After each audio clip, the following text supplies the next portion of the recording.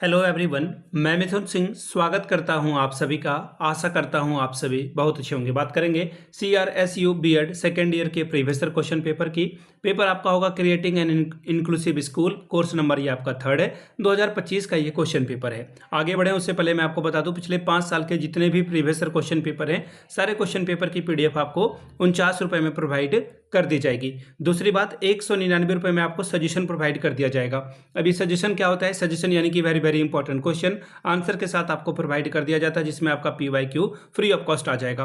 अब देखिए सजेशन तैयार कैसे होता है। सजेशन तैयार होता है पिछले 10 साल के PYQ को स्कैन करके। दूसरी बात, आपका जो लेटेस्ट एग्जाम पैटर्न है उसको ध्यान में रखा जाता है और फिर ये तैयार होता है। तीसरी बात, आपका सिलेबस क्या कह रहा है, सिलेबस में कौन से टॉपिक हैं उसको ध्यान में रखा जाता है। चौथी और आखिरी बात, मेरा खुद का एक्सपीरियंस, मैंने BEd MAd कर रखा है और पिछले 2-3 सालों से अलग अलग यूनिवर्सिटीज़ में सजेशन देने का मैं काम कर रहा हूं और काफ़ी अच्छी सफलता मुझे मिली है। अगर आप भी सफलता के भागीदार बनना चाहते हैं तो यहाँ से मेरी email ID आप देख सकते हैं, yourmithunsingh@gmail.com पे आप मुझे मेल कर लें।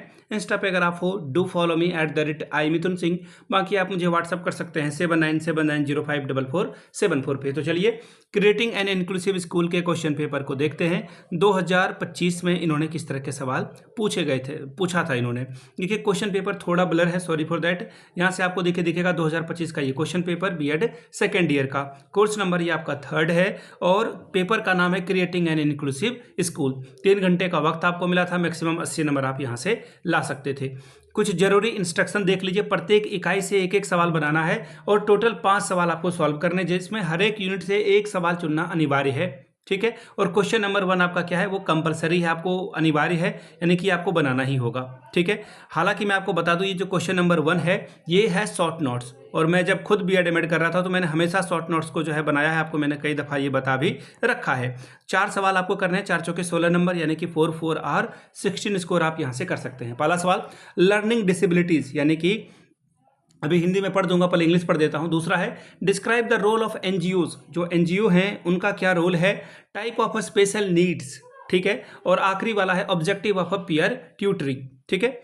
अब अगला जो क्वेश्चन है उसे मैं हिंदी में पढ़ देता हूं। अधिगम विकलांगता से आप क्या समझते हैं। गैर सरकारी संगठन की भूमिका की विवेचना करें। और अगला है विशेष आवश्यकताओं के प्रकार बताएं और पीयर ट्यूटरिंग के उद्देश्य को आप बताएं कि इसका क्या उद्देश्य रहा था। ठीक है जी। चलिए अब बात करेंगे यूनिट 1 से। अब देखिए हर एक क्वेश्चन में से आपको एक एक सवाल बनाने हैं, मतलब हर एक यूनिट से एक एक सवाल आपको करना ही करना है। पहला सवाल, discuss in detail the meaning, types and education of mentally retarded children. 4+6+6 आपको मिलेगा। मन बुद्धि बच्चों के का अर्थ, प्रकार और शिक्षा के विषय में विस्तार से विवेचना करें। Question number 3, what is visual impairment, how will you identify the visual impaired children, what problems are faced by these children, discuss. दृष्टिबाधिता क्या है, आप दृष्टिबाधित बालकों की पहचान किस प्रकार करेंगे, इन बालकों की समस्याएं क्या होती है, चर्चा करके बताएं।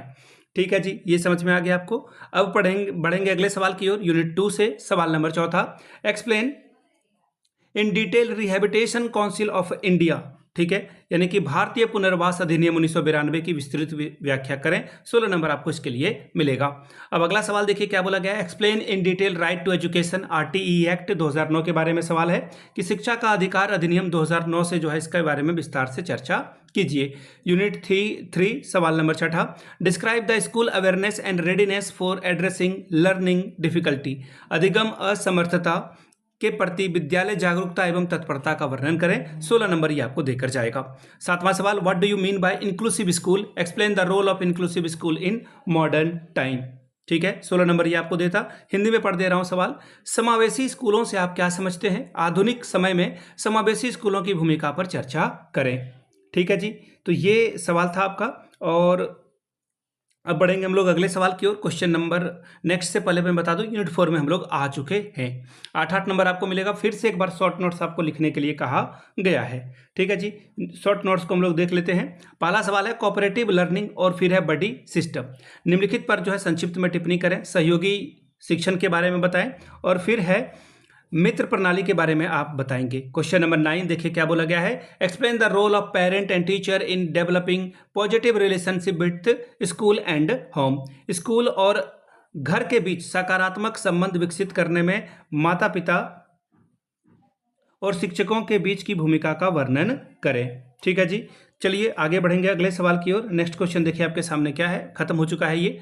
तो ये था आपका CRSU का क्वेश्चन पेपर जो आपके साथ मैंने साझा किया। अगर आपको CRSU के सेकेंड ईयर के पिछले 5 साल के क्वेश्चन पेपर चाहिए तो ये सारे क्वेश्चन पेपर की PDF आपको 49 रुपये में और सजेशन 199 में आपको प्रोवाइड कर दिया जाएगा। यहाँ से मेरी email ID आप देख लें, yourmithunsingh@gmail.com पे आप मुझे मेल कर सकते हैं। इंस्टा पे अगर आप हो डू फॉलो मी @imithunsingh, वहाँ के आप मुझे व्हाट्सअप कर सकते हैं 7979054474 पे। वीडियो को आपने यहाँ तक देखा, प्यार दिया, इसके लिए आप सभी का बहुत बहुत शुक्रिया। Have a good day.